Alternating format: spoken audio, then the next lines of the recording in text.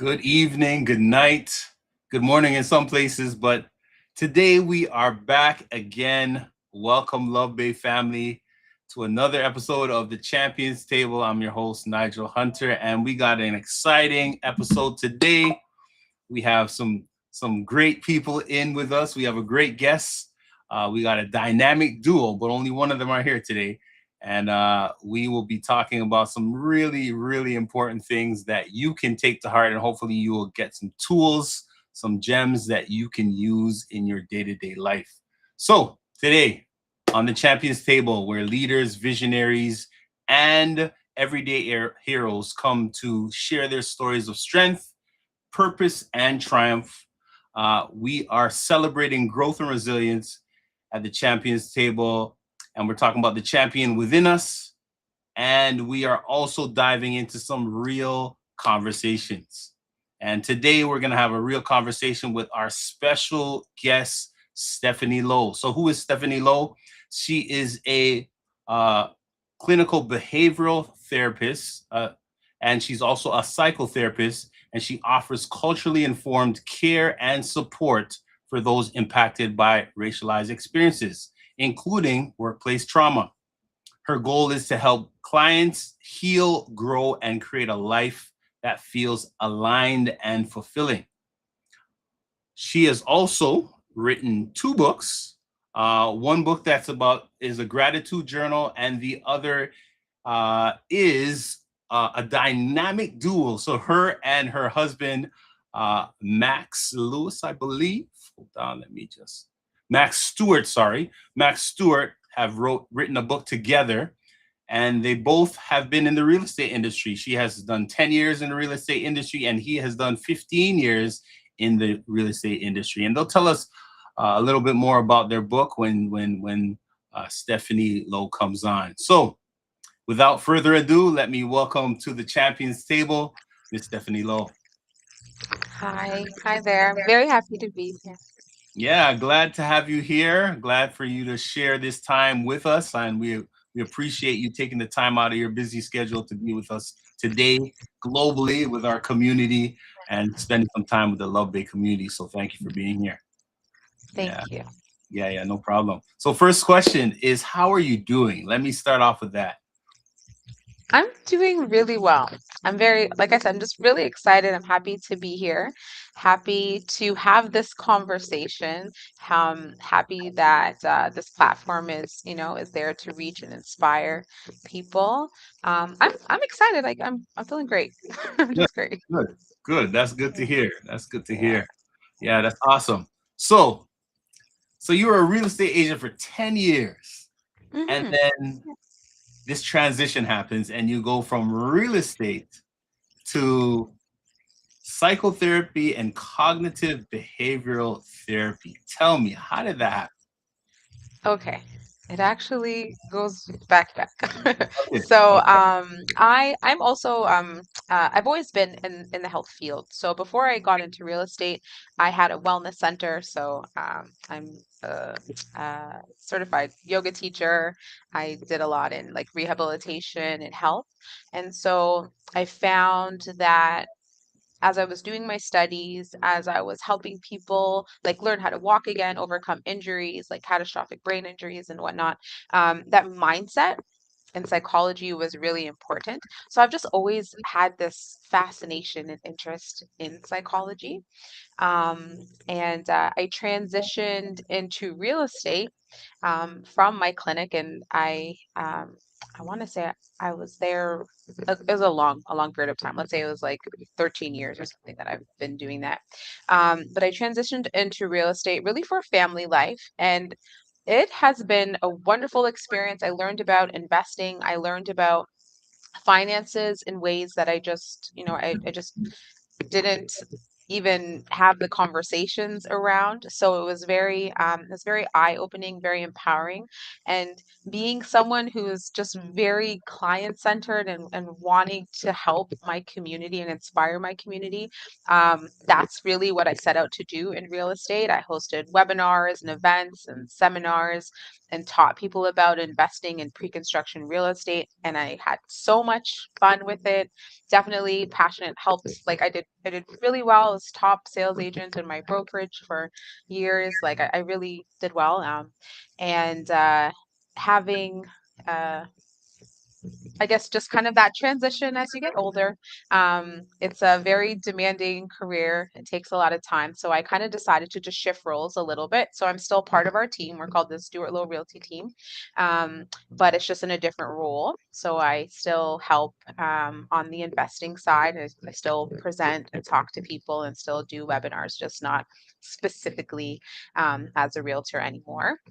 And for the last few years, while still doing real estate, I was studying to pursue my interest in psychology, and now I've just, I completed that and then have been doing this work for the last, I guess, 3 years, as I, finished all my training and everything, and I absolutely love it. It is definitely where I am meant to be.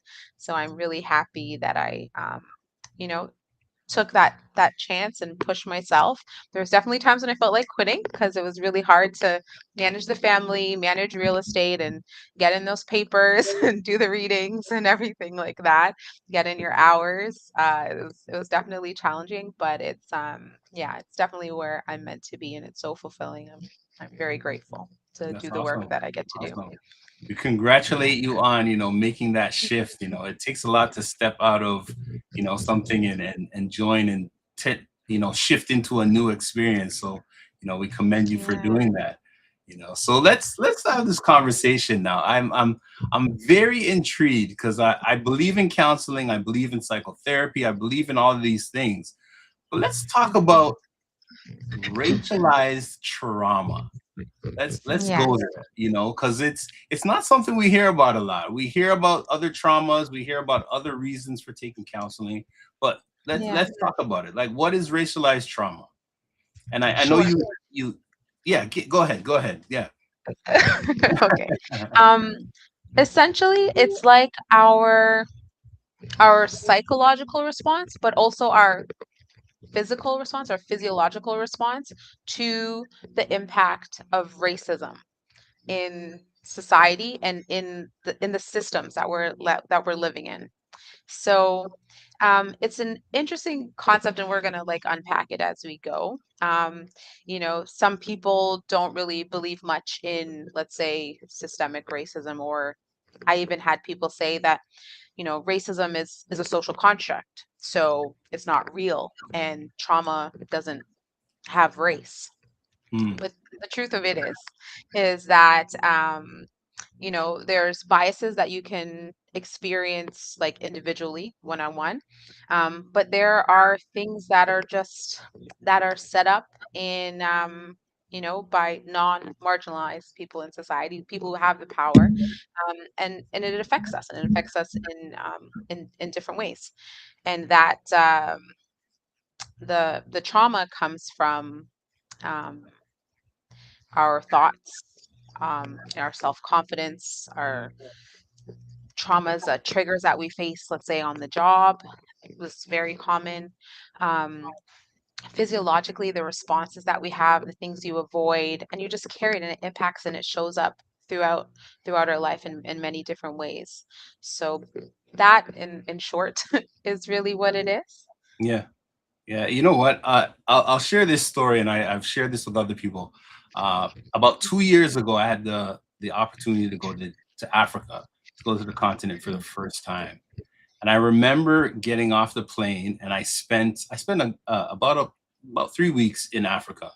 But my first 3 days, I was like, "What is this that I'm feeling?" And I realized that it was the first time I've actually felt like I am a man and not a black man, Mm, right? And actually wow. feeling and experiencing that while I was there.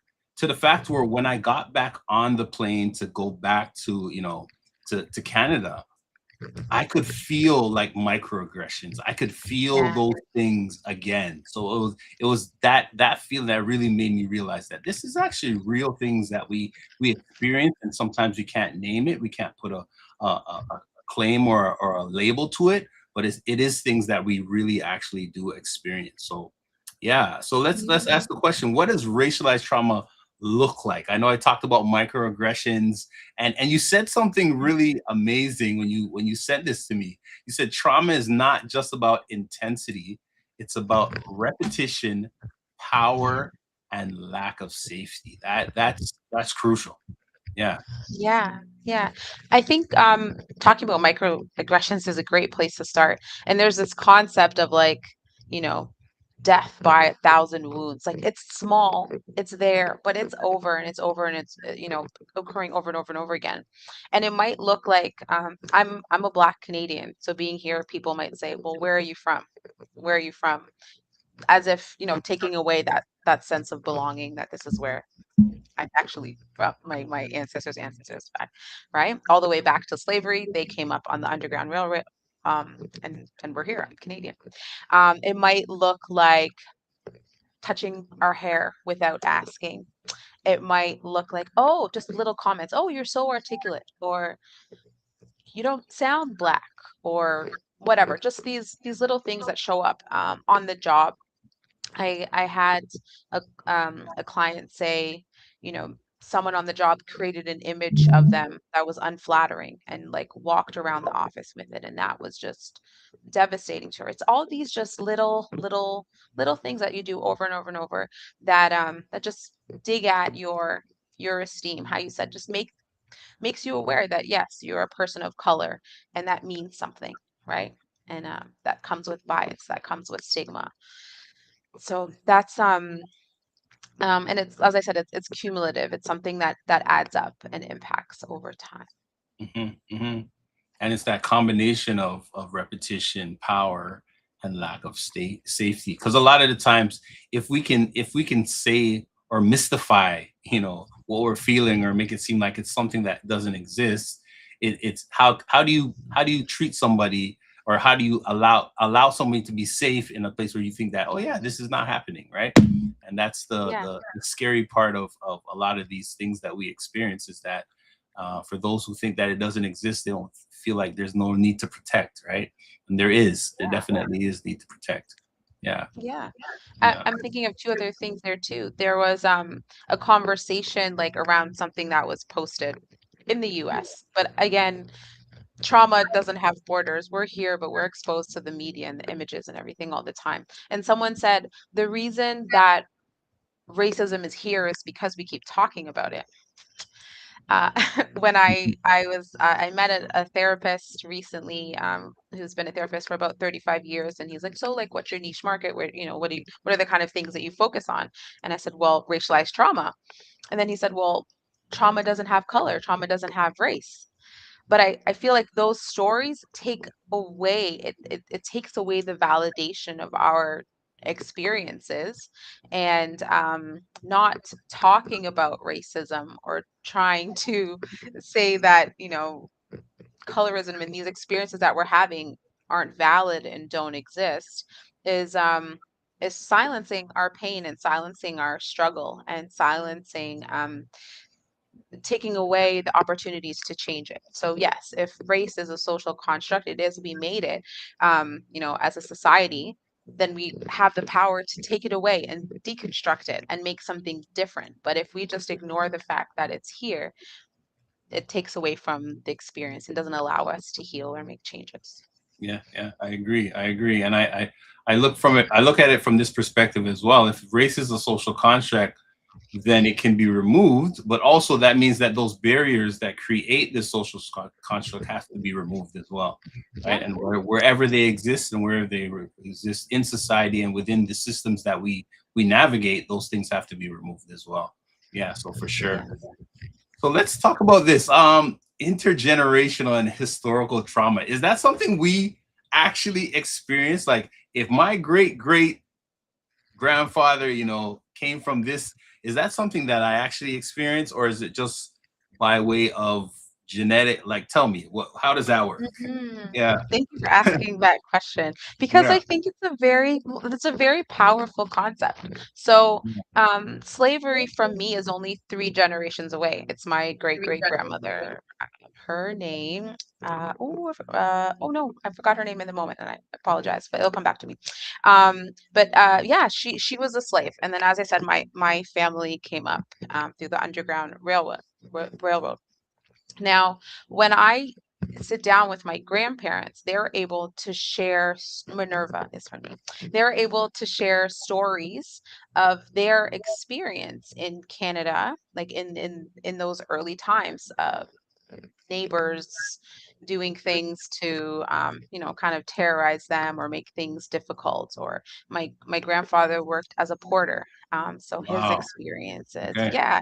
So their stories and their pain, I think, add to add to our identity. Um, there and it gives you the lens to know that race means something here, and it's a different kind of awareness that you carry. My father is Jamaican, and I the stories overall that he had are a little bit different than the stories I would say that some of my like Canadian family shared.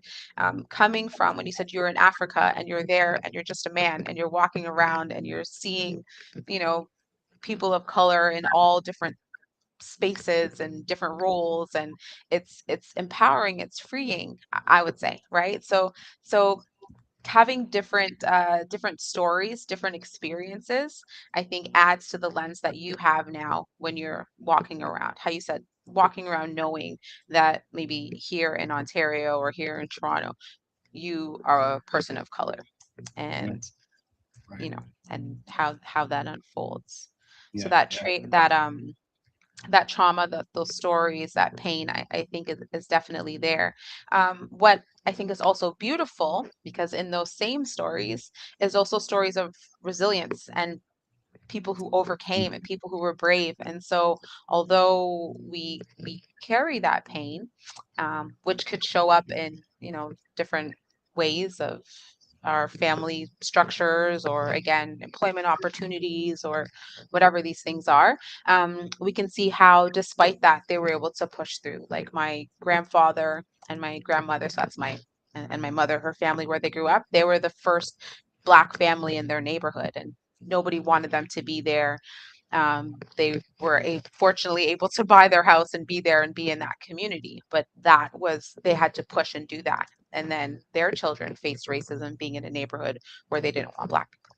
So, right, but they overcame, and going to school and getting an education was very important to them, and they learned how to stick together, and my grandfather is very hardworking. So just overcoming all of the little trials that they faced along the way. I think it's so important to and like Black History Month is just to see all the things that we achieve and create and do as a people, and share those stories, so that um, it's not just focusing on the trauma, the pain, and the difficult times, but also again on our strength and our creativity, our resilience.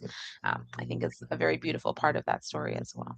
For sure. For sure. Thank you for sharing that. So let me ask this, because this is going to lead into a question now. So Okay. is there biological or any data that we can find that talks about how this impacts, say, the nervous system and all those type of things? Is there things like that out there?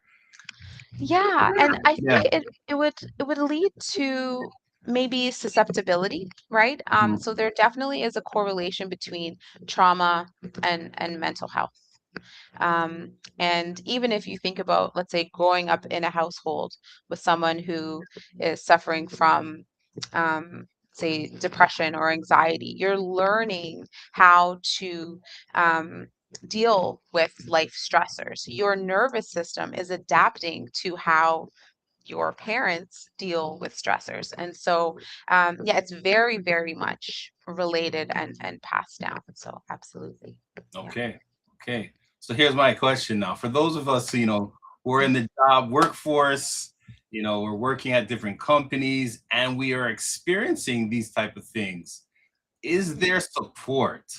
Is there legitimate support for folks to say that, you know what, I'm going to take some time to actually get counseling to receive some type of support in regards to, these racialized traumas? Yeah.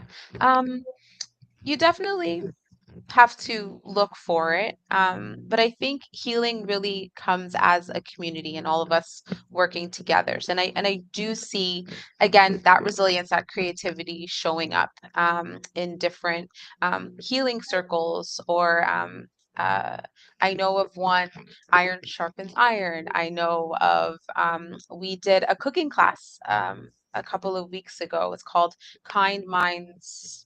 Uh, Family wellness. And so it was a cooking class. I led the class and I taught people how to make ackee and saltfish in the class. Oh, And I yeah. shared the story of how this dish is brought together from different parts of the world. Ackee coming from West Africa, the codfish in the dish coming from like New England and Canada, and then coming together. They use the local spices and create it. And in these circles, in these opportunities, is community and sharing, again, sharing of stories, sharing of resilience, and that concept, iron sharpens iron, us just helping each other to heal and also to validate our experiences. Definitely reaching out to psychotherapists and psychologists who can assist with the tools, because again, racialized trauma is the physiological, and then also the mental coming together. So in therapy, you can learn tools to help to regulate those responses, right? So that might be like your fight or flight system. So you feel very anxious, your heart is beating, your palms are sweaty, you might get panic attacks, whatever types of responses you're having. And so shutting down, like that's freezing. These resources can target those things specifically to give you the tools to manage your stressors. And then, like I said, as a community, just coming together, validating experiences, sharing stories, is having meaningful connection, I think is very healing. So a combination of both is what I'm hearing, right? The community Yeah, healing as well as the personal finding tools and strategies to cope. That's awesome. That's yeah, awesome. And you have a valid thing that we want to talk. So for allies and listeners and folks who this is not their lived experience, how do they support? How do they thank you. get involved and be intentional about, ensuring that the people that they care about who may not have their lived experience, they can show up for them? Yeah. Yeah, I think this is a wonderful question. Thank you so much for asking this question. Yeah. um, I think it comes with humility, being open-minded, and in some cases, putting away some of the knowledge that you carry, putting away your personal biases, and being open to hear the stories and hear the stories without defensiveness, right? And sometimes, again, that racism can feel like blame almost in some cases, right? It wasn't me that contributed to racism, sorry, to slavery or something like that, right? But I think it's just being open to hear the stories, and acknowledge and validate those experiences that people are holding. Like, don't minimize the lived experience. I think is really huge. I think anybody from any culture can provide uh, meaningful therapy if it's like done, if it's done in that way. You can teach and extend those tools. The other thing that I think is important is not demanding education from from those who've been through these experiences, but being open when they're there. Like there's many people that are interested in helping and providing programs on how to do culturally informed therapy and whatnot. But when you demand, I think the risk of re-traumatization is there, the risk of power, when power plays such a big role in racism and racialized experiences. So those would probably be my main message or suggestion for those wanting to be an ally. So what I hear you saying in a very nice way is it's not technically the responsibility of the racialized person to inform those who are not in that lived experience, right? It's sort of also their responsibility as an ally to really inform themselves and then seek the support of those who are living in that lived experience. Yeah. Yeah, I totally concur with what you just mentioned. Yeah, that's awesome. That's awesome. So for our listeners, those who are taking in this conversation, as you know, we don't have this conversation just so we can talk to each other, but we are streaming live on YouTube, Facebook, TikTok, LinkedIn, Twitch. Please share your questions, concerns, anything that you want to bring to the table so that we can have this conversation. It is called the Champions Table for a reason. You are at the table if you are watching. So please join us at this table and share your thoughts, as well as those who want to call in. Our number is 437-778-3299.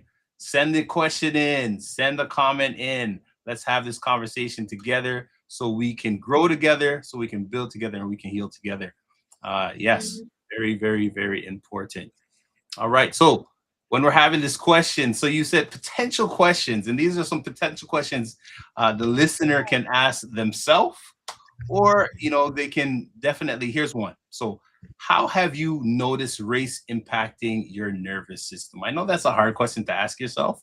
That takes deep reflection, but it's important to ask. And then what did you grow up learning about talking about? What did you grow up learning about talking about race? That's let's stay a little bit there.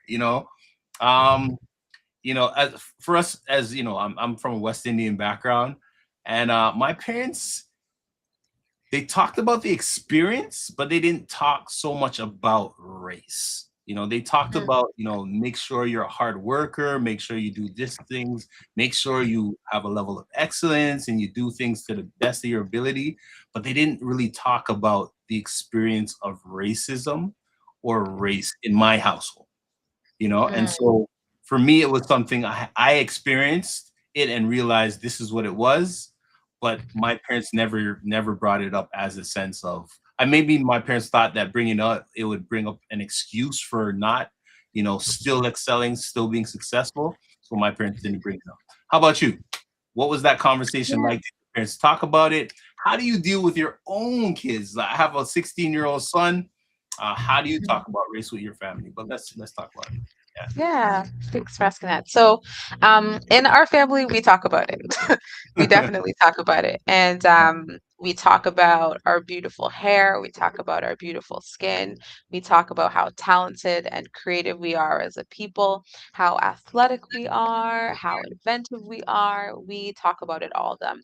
We really want our children to know how wonderfully made they are and how and never dim their light. I try to leave the door open for conversations when kids at school talk about different things. So my daughter went to school with some Afro puffs and people were tapping her hair and she Oh was Lord. really upset about it. Yeah, so we had to kind of have that conversation, talk to the teachers. And you know what? And the next week after she went back with her Afro puffs and was like, I'm not gonna do this. So we just leave the door. But my children are younger. Um, we participate in cultural events and we want them to see all the our black people in many different roles. So we just try to keep their minds open about these things, and acknowledge that not everybody is necessarily for us, or you know racism and certain comments and these microaggressions are things that we might face, um, but they don't have to deter us. These are just things that we're going to face as we go along. um, what else in my family, as I mentioned, the two different backgrounds, we definitely talked about it and viewed it in different ways. um but I think how you mentioned about pursuing excellence and maintaining excellence is a big probably a big theme, a big theme overall, that we can do and be anything that we want to be, Mm, despite some of the things that are some of the barriers that we might face. yeah, yeah. Thank you for that. Thank you for that. Yeah. How do you teach your kids about I guess we talk about safety, we talk about feeling safe. How do you teach your kids to um, embrace this notion of what is a safe place, and remaining in a safe place, and knowing when they're not in a safe place, you know, Yeah. when it comes Yeah. to identity, when it comes to who they are, when it comes to them really embracing and really sharing and being authentically, the queen, the kings, the queens, the princes, the princesses that they are. Yeah, yeah. hmm Um, we try to be real. I mean, with my son, for example, he might get into scuffles and stuff. He plays soccer at school and someone kicks a soccer ball here or there or something. And we let him know that you might be held to a different standard than your peers at school. So how you it's not fair, right?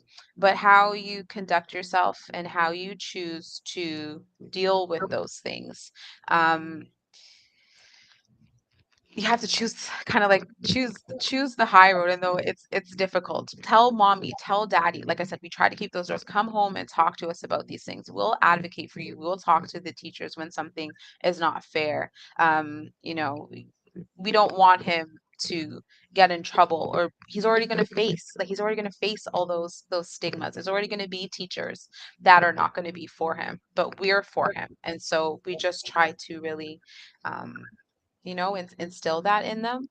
In terms of creating those safe spaces, we're very involved as parents. We want to make sure we know who are your friends, who are the parents of your friends, where where you're going. In sport, I think just keeping the lines of communication open, and when something doesn't feel right, it doesn't feel right for a reason. Let's talk about it. If think someone made a comment a couple weeks ago to him about something, and I was like, how does that make you feel? Or, mommy would be upset or hurt by that as well. Mommy was called names when she was growing up, and I know that's a really difficult thing. Let's talk about it, so that they know that we're here and we're going to push through for them. Yeah, that's important. That's important. And I think it's also important to affirm the fact that, kids know injustice. You know what I mean? Kids know when Yeah. something's not fair. They know these things. And to actually,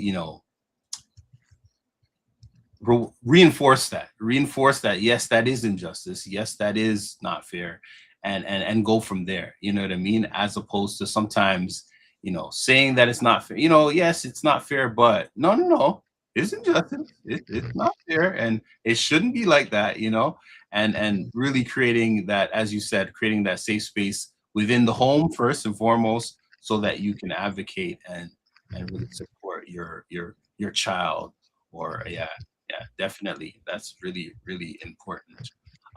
So for those listening, I know you guys have been quiet today, and we don't like when you're quiet, but anyway, you're listening and watching the Champions Table on Love Bay Afrobeat Music Talk Radio. So please like, share, comment, subscribe, download our apps on the App Store, Google Play Store, and please visit our website and donate. We do amazing things in the community, and we are all about giving back.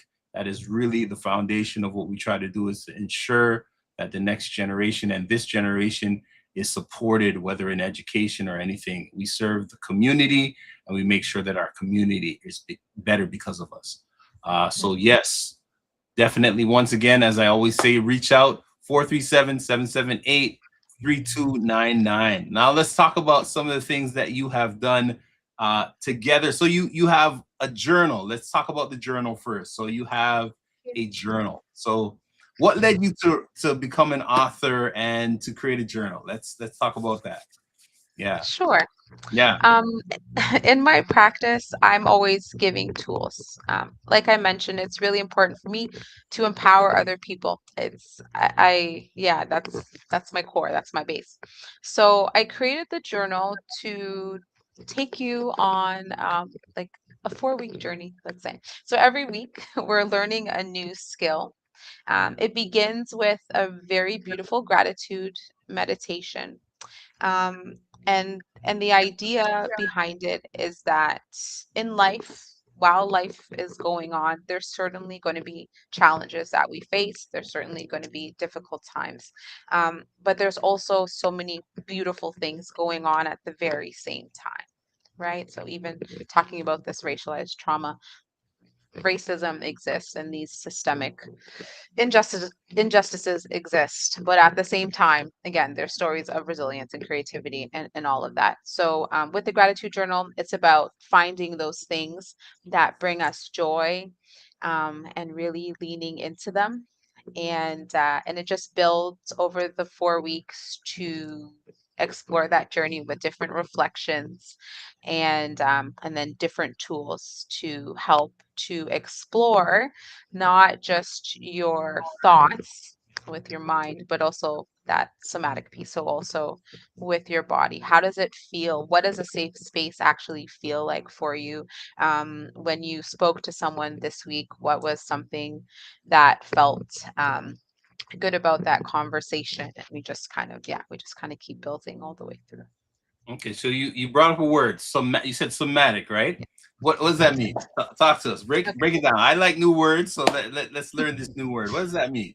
Okay. So somatic is physiological, so it's in your body, but it's your experience of these different sensations. So if you are worrying about something, what does worry feel like in your body? And I know that is a different concept because we might just say, I feel happy or I feel sad, but it's tapping into, well, when you're happy, how does it feel within you? And you can pinpoint the different experiences in your body, about that, and it helps to heal, it helps to ground. So especially folks dealing with anxiety, depression, where you might dissociate or whatever, these tools help to bring you into your body, to know where you are, and then be able to make different choices. Sometimes, if we're just in our emotion, we're just being reactive. But if we take a few moments to really ground ourselves and become present, we can choose something different. And so we can change the direction of our life and our experiences. And again, what we focus on, um, to be happy and do the things that we really want to do That's dope. So it's the goal is really to identify, right? To identify and really name those things and know how they feel, so that you can, in our body. right, right, so that you can lead towards healing and lead towards growth, lead towards reflection, lead towards strategies to really. Okay, that makes sense. That makes sense. And let's see the book if we can. If we can show the first book, and then we're going into the next book. We'll talk about this book right now. Sync this up.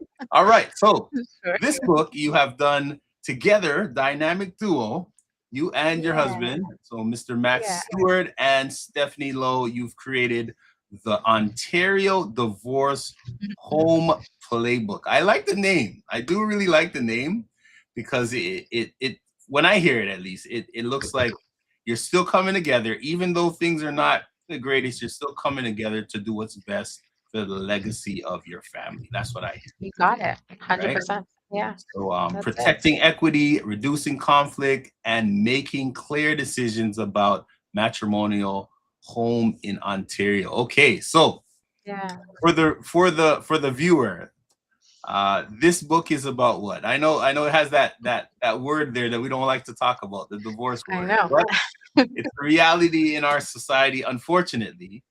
But during this process, which I've experienced personally, um, Hmm.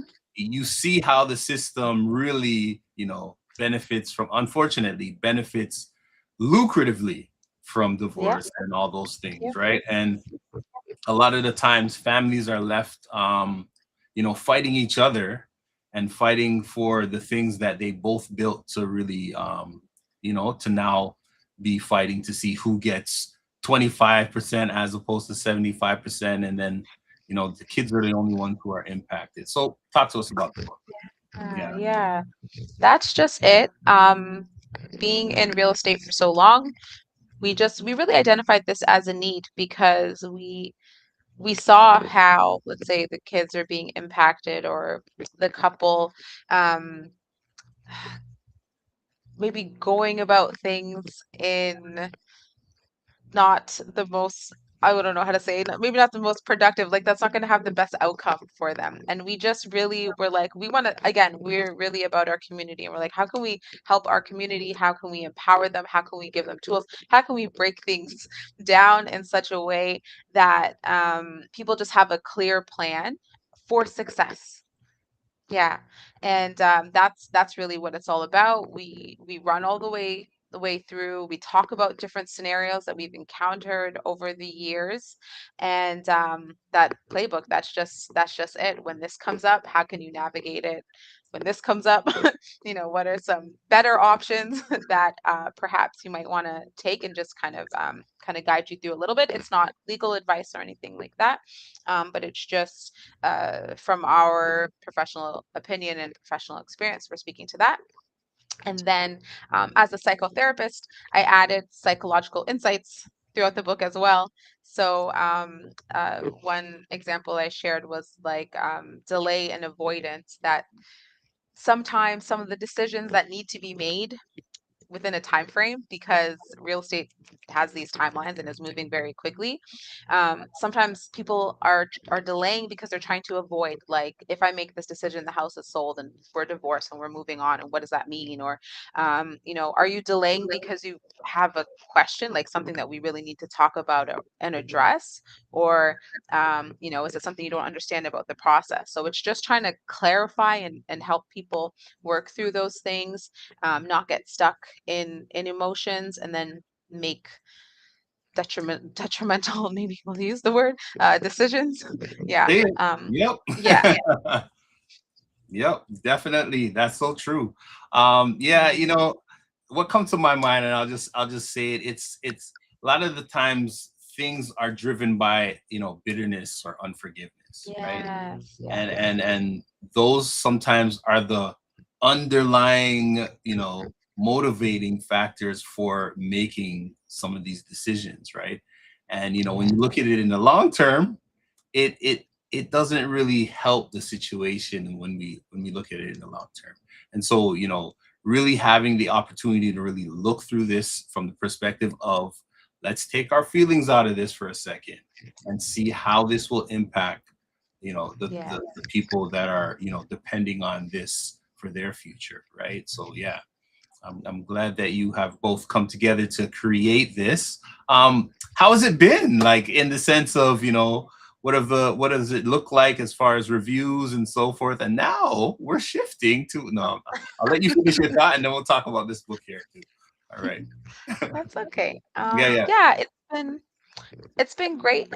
We're doing digital copies now. We're up on Amazon within a couple of weeks. But the feedback has been very positive, and it is very practical. My husband is very logical and practical, and I Good. think he really stuck to that throughout the book, which I think is great because it's such a charged topic. So Yeah. I think it'll be a very, very valuable tool, and Mhm. it's proving to be so. So. All right. And it was That's nice to awesome. be able to share some of our experiences throughout the story as well, to really make you think, you Yeah, know? yeah, yeah, yeah. Yeah. That's good. So that's another book, folks, that you should get into your library. You know, the tools in there, regardless of. Let me say this: regardless of if you're in that divorce place, you can still use those practical tools if you're in a situation, right? You don't have to be Very true. divorced to use those tools, right? Very true.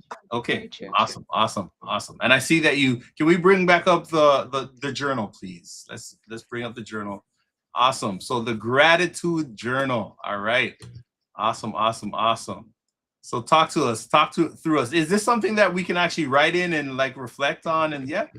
Okay. Yeah, Yeah. yeah. So I made it so there's no lines. Okay. I made it so that you can create charts, you can create images, you could doodle, you could write out however you need to. In the reflection, so it's a daily question, like to for you to put forth your reflections.